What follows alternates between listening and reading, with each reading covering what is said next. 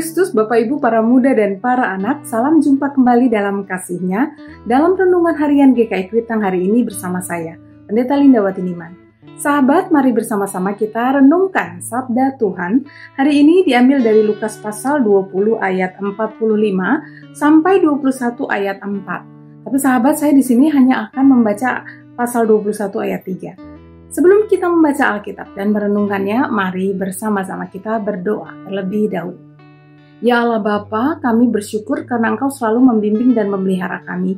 Kiranya Engkau menolong kami supaya sabdamu sungguh-sungguh memberi kepada kami bekal dan kekuatan untuk semakin menjadi pengikut-Mu yang setia. Kami berdoa ya Bapa di dalam nama Putramu, Yesus Kristus. Amin. Inilah Lukas pasal 21 ayat 3. Lalu ia berkata, sesungguhnya aku berkata kepadamu, janda miskin ini memberi lebih banyak daripada semua orang itu. Demikianlah Injil Tuhan Yesus Kristus. Berbahagialah tiap orang yang suka merenungkannya dan yang memelihara dalam hidupnya sehari-hari. Sahabat Kristus, sering kita menyangka bahwa kedekatan hubungan kita antara Tuhan dan umatnya kita ini ditandai oleh kelimpahan. Padahal justru umat Tuhan diberi kelimpahan berbagai macam bentuk berkat agar ia semakin dekat dengan Tuhan Allahnya yang telah memberi kelimpahan itu. Karena memang kehidupan itu dari Tuhan. Nah sahabat, bacaan kita hari ini memperlihatkan adanya dua sosok yang menjadi contoh hal di atas, yaitu ahli-ahli Taurat dan sang janda miskin. Ahli-ahli Taurat mewakili orang-orang yang kelihatannya kaya, namun sebenarnya mereka memiliki mental dan rohani yang miskin. Mereka ini adalah orang-orang yang jauh dari Allah.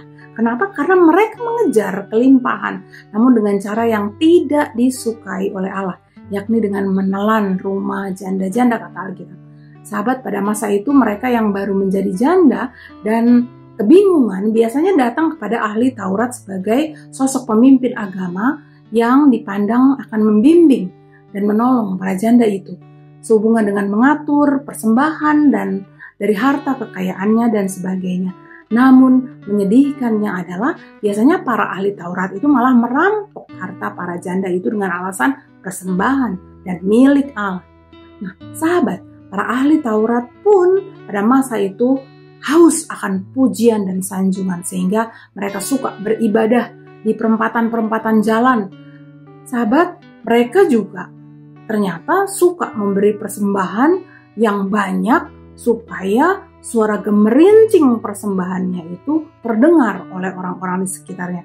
Karena pada waktu itu kan mata uang terbuat dari koin ya sahabat ya. Nah sahabat, ahli Taurat itu tidak hanya itu saja. Mereka itu adalah orang-orang yang senang bahwa kesalehan dan kekayaan mereka itu dilihat oleh banyak orang.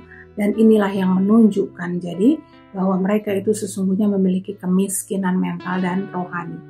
Melakukan pelanggaran di hadapan Allah dengan merampas dan menyengsarakan, juga mengejar pujian dalam ibadah dan pemberian-pemberian mereka.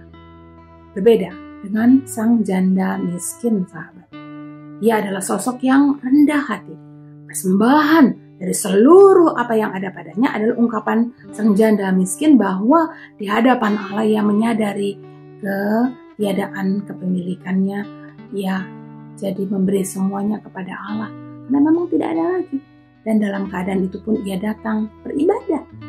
Lalu ia memberi dari ketiadaannya itu dengan ungkapan syukur dan iman bahwa pemilik dan penyelenggara hidupnya selanjutnya adalah Allah saja.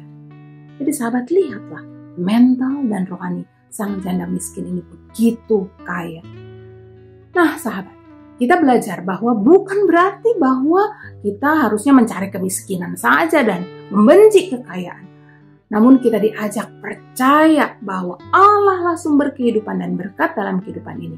Sehingga kepada Allah kita akan selalu beribadah dan kita juga suka memberi dengan ungkapan syukur.